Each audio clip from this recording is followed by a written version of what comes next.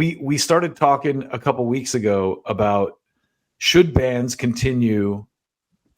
established bands continue without their original vocalist. Like if Soundgarden tried to get together right now and do a tour with a different singer, should we take that? And what we came down to is, we all have different opinions, but there were just too many examples of successful bands that continued without their original singers. Sure. So let's talk about it. I have like a list of, I sat down last night and I wrote like a list of almost 20 bands. Okay, Joey, I want you to start because you did your homework. Well, I don't know about that, but some of these, I don't know how much you guys would know them, but After the Burial, metalcore bands, they've had this singer now for many years, but they went through 2 before that. So I don't know, Dustin, do we want to weed out the ones that the original singer was only in for a little bit? No, like I think it's all relevant because there's a lot of like metalcore bands, like even that band that we talked to, Heart of the Coward. We talked to that guy Kanta San. He wasn't the original singer. Okay, yeah, I don't have that one down. Arch Enemy. Oh yeah, Arch Enemy. Yeah. So I would say all 3 of those singers were pretty established in the band and pretty influential for what that band was and is. Yeah. So August Burns Red, that's another one where the singer's been there for, Jake's been in the band for like 20 years now, I think, or close to it. But this one, Creedence Clearwater Revisited.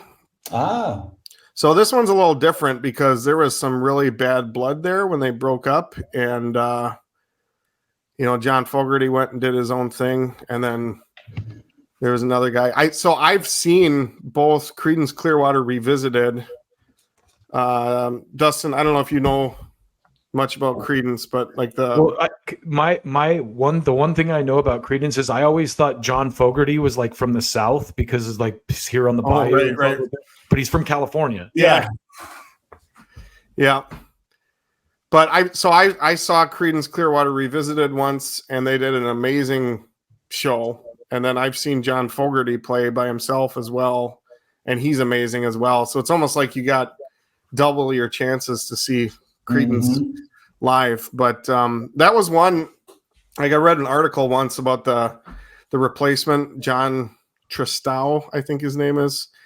And like Rolling Stone did a big cover or a big article on him and stuff. And it sounds like it was really tough for him over 20 years to fill those shoes because he knows that Fogerty's a legend and people would heckle him and stuff like that and get crap from some of the band members and stuff. But I think he sounds amazing.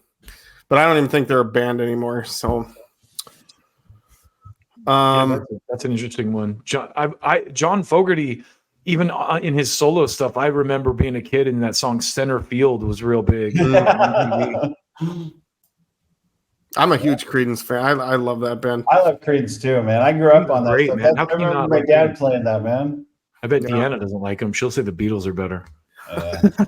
No, I love in the summertime here in Minnesota, you can roll down the windows and you're driving down a country road and you just blast Creedence. It's awesome. Yeah. Drowning Pool was another one I had, and that one again, Dustin, we talked to CJ, and the original singer, died pretty early on, and then they went through several singers. The current one, Drowning Pool, yeah. The current one was in there, left, and then came back. So he's in Soil. Is that? Yeah, he was in Soil. Yep. Okay, here's another. Fear Factory. Oh yeah, that one I got mixed feelings on because you think I saw them with Milo singing and he did an amazing job, but at the same time, like Burton was such a part of that band. Yeah, it's kind of hard to think of them as Fear Factory without Burton. Yeah, it's like Journey or Queen with different singers. It's kind of like, it's almost like a tribute band, but not. Yeah. Right. I mean, and we talked about this last time, like with Pantera, it's one of those things where the vocalist, like with Pantera, people can argue with me about this, but Phil Anselmo is what pushed them to this level of success that they achieved. You know, they were a band long before Phil Anselmo joined, and like when he joined the band, that's what defined their sound and made them huge. Yeah. And so like I can go see, like, as much as I'm a huge like a fan of Dimebag, seeing Pantera without Dimebag sucks, but it's because Phil's there, it's still pretty much Pantera to me. Mm-hmm. It would be plus, I mean, you got to think of who they replaced Dimebag with. True. You know, and that makes it that much better. Yeah, it's Zach Wilde. So yeah, and Charlie from. I mean, I've been an Anthrax fan since the '80s. So. I mean, geez.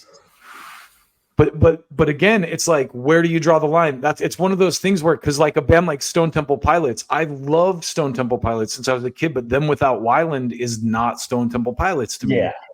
Yeah. So it's such a case by case basis. And True.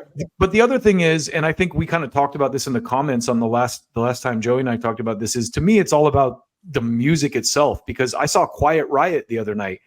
And I don't think there's any original members in that band now. Yeah, there is. Is maybe the guitar player? No, Rudy.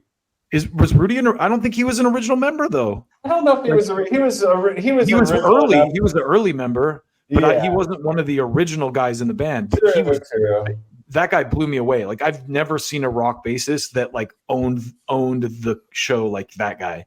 Like, he killed it. I totally understand why Johnny Kelly wanted to play with Quiet Riot now. I'm like, well, why would you? I mean, I'm sure it's a good gig too, but like, he's playing with Rudy Sarzo. But anyway, that aside, it's like the point we came to was it's all about the music, because even though Stone Temple Pilots isn't Stone Temple Pilots to me without Weiland, those songs are still incredible, and those guys still want to get out and play them. And there's a new generation of people that don't maybe have the same attachment that I do to Weiland, and so the music is really what it's all about. Like, if the music is good, it's going to live on, whoever the vessel is, you know. Alice in Chains is another example of a band that like was that. what I was going to bring up. Yeah, their new singer is amazing. William Duvall he's fantastic, but he's not Lane Staley, you know. I just saw Alice in Chains this last summer, and I was actually a little disappointed. And they didn't do a bad job. Yeah, it just Breaking Benjamin opened up for them. So Breaking Benjamin's got all these lights and pyro and all sorts of stuff, you know, and then all of a sudden Alice in Chains comes on, and it's just the band playing, you know, and they did a really good job, but it was so boring after watching a pyro show. Yeah, Breaking Benjamin is one of those bands who I've never been a huge fan of, but those guys have been around for a long time, touring, playing. Like, they're a tight band. They work with killer producers. They write great songs. Like, I have a ton of respect for them. So some other bands I had here, if you want me to keep going. Yeah. Fit for a King. I don't know if you guys know them, but they don't even have any original members anymore. Really? Yeah. Journey was one we talked about that one, Dustin. Judas. Yeah. What do you think about what do you think about the Journey thing, Eric? So for have me, you seen the them? Journey one is a little hard. They still sound amazing, but I saw Steve Perry, and man, when you see Steve Perry live, it's like you can't look back. You know what I mean? Yeah. But that's an example too of like Rat is another one. Like, I can't imagine seeing Rat without Stephen Pearcy. True. His voice is such an integral part of what made that band great to me. Yeah. No, I would agree. Yeah, Journey was another one I saw several years ago. I'm not old enough to, I don't think, see him with. Someone needs to put their phone on vibrate. It's not me. My computer, man. I don't know how to turn that thing off. I'll figure it out. Well, Journey was really good live, I thought, too. But again, the Doobie Brothers opened up before them, and I thought the Doobies kind of stole the show. Really? Yep. Yeah, I really like the Doobies. Yeah, I really like the Doobies. Nice. Those guys are legit too. They're like, to me, and they're in on par with like a Lynyrd Skynyrd or like, you know, Some of those classic rock band, post Zeppelin classic rock bands. Yeah, I think I like Journey better than the Doobies, but when that show live, anyways, the Doobies stole it. Eric, you'll know this one good. Judas Priest. Yeah. And I didn't even realize that Rob Halford wasn't the original singer. Yeah, he wasn't. It was wow, I didn't either. I can't remember. Rob Atkins, I think was his Al Atkins. Al Atkins. And then Rob, and then Ripper, and then Rob again. So yeah. Yo, Joey, do you have Iron Maiden on your list? Mm-mm. I on my list. You gotta get around with me, man. Sorry, dude. Sorry. My bad. I'm jumping the gun here. I know you are. I only went through like my musical catalog and I just picked out some bands that I knew, and so you guys can interrupt anytime. I don't want to hog this whole list here, but well, should we talk about Maiden, Eric? Yeah, let's talk about Maiden. I mean, I don't hate the early Maiden stuff, but to me, again, it's like Bruce Dickinson like defines their sound. Yeah, but I mean, but you got to remember too. There was another one after Bruce. There was Blaze Bailey, who that's right. I forgot about that too. Bruce left and came back. Yeah, I was thinking of just about Paul Di'Anno. Yeah, so I mean, to me, it was like Maiden isn't Maiden without Bruce to me, and that's just me. So see, and we made the comparison too, just to go back to Pantera for a minute, because I see a parallel with Bruce. Bruce's solo stuff is great, but when Phil went off from Pantera and did like Down, Down is incredible. Yeah. Then when Pantera did Damage Plan, it was just like a watered down Pantera. Yeah. You know? And so it's like there are just instances where the singer is like too important to move on without. Oh, someone in the comments brought up Cannibal Corpse. Oh. I mean, Corpse Grinder is far superior to Chris Barnes. Like, in fact, I saw someone laughing about Chris Barnes the other day, 6 Feet Under and stuff, like, you know, whatever, if that's your thing. But play a 6 Feet Under track next to a Cannibal track. Yeah. There's no comparison. Like, Cannibal exactly. Brutally heavy. 6 Feet Under just sounds weak next to Cannibal Corpse. So to me, I mean, the Maiden sound, half the Maiden sound is Bruce. You know what I mean? It's like, it's the twin guitars and the Steve Harris and all that kind of stuff. But to me, it's Bruce. I mean, one of my favorite Maiden songs is I'm gonna like the names. It's the long song at the end of Hallowed Be Thy Name. Yeah. And like that song to me like sums up what Maiden is. It's almost like they're almost like a theater band. Like it's like Shakespeare to metal. And Bruce like sells that like it's almost like a theatrical performance, you know. Hallowed Be Thy Name. Like they're gonna take him to the gallows and then it's So I mean, do you have others, Dustin? I'm just ripping on what you guys got. Oh, okay. So I came up. So I kind of while Joey was talking, I came up with my own little list, and some of them. I mean, most of mine are pretty funny because a lot of them are '80s bands. But there's Accept, because Accept had Udo to begin with, and Udo's amazing, but the new singer for them is just amazing too. I can't remember. The only Accept I know is Balls to the Wall. Yeah, and see, they've got some amazing stuff since then. So. And then another one, you mentioned Alice in Chains, but I'll bring you up another one that Dustin was intimately familiar with is Anthrax. Yeah, of course. You know, Anthrax. I mean, when they brought on John Bush, that was a pretty bold move, and nobody thought it would work, and it did. I mean, it was a game changer. Yeah, that was some seriously badass stuff when they brought. You know what Wikipedia said that really hit me because I never thought about it is Anthrax they didn't really take themselves seriously before John Bush. Like they kind of had a jokey vibe. Yeah. Remember they had like the Knot Man? Oh, yeah. They were the ones who started the whole Knot thing. Yeah. I mean, they kind of did the rap and metal thing, you know what I mean? And Well, that too. I mean, Killer Bee, but that was when they lost Joey, because Killer Bees, I remember because that's when I really got into Anthrax, was right before White Noise came out. Yeah. And I remember reading the press, because they were beefing in the press, and Scott Ian was saying when they did Killer Bees, Joey couldn't sing on most of the songs because they were doing like SOD covers and stuff like that. So Scott did a lot of the vocals on Attack of the Killer Bees. Yeah. And he was like literally like, yo, Joey can't even sing our music. His voice isn't heavy enough and stuff.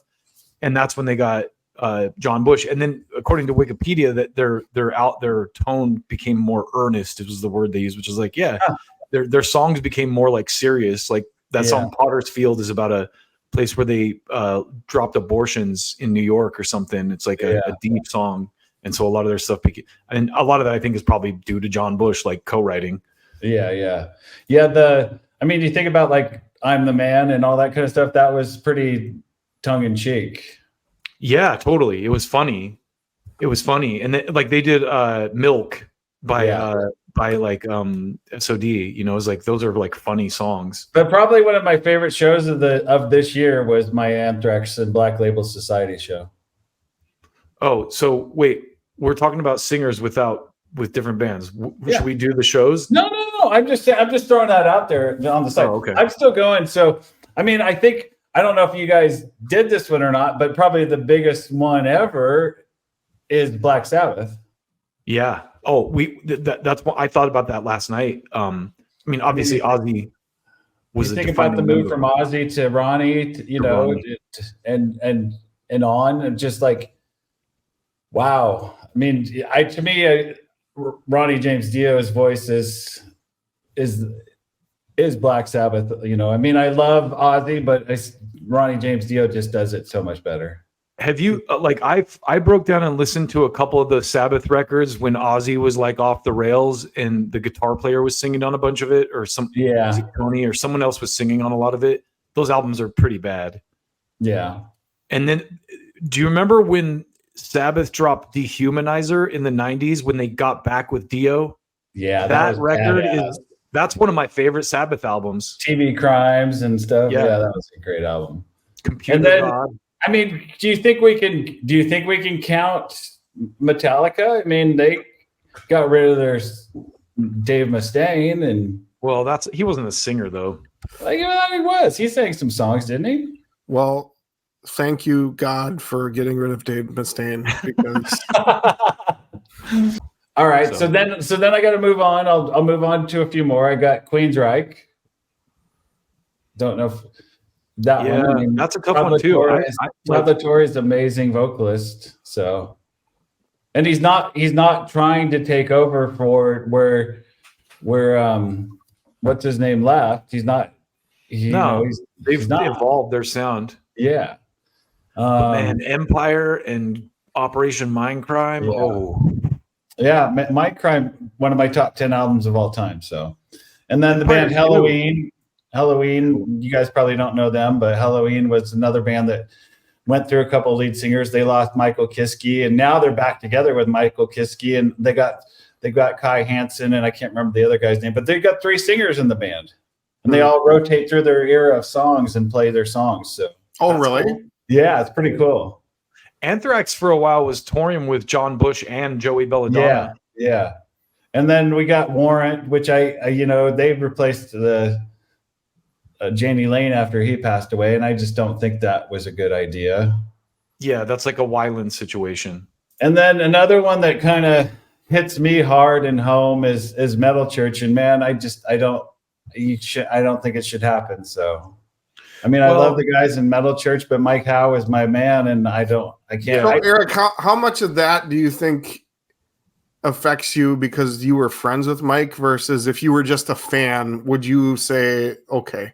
I might. I can't say, because some of these other bands I've said, it's fine. But I mean, me being personally and a good friend of Mike's, it's that much harder. It's hard for me to even listen to Mike's stuff still, because I hear his voice and it just triggers me still to this day. Yeah. And he's on our intro too. Yeah. R.I.P. Yeah. R.I.P. Mike Howe. Yeah.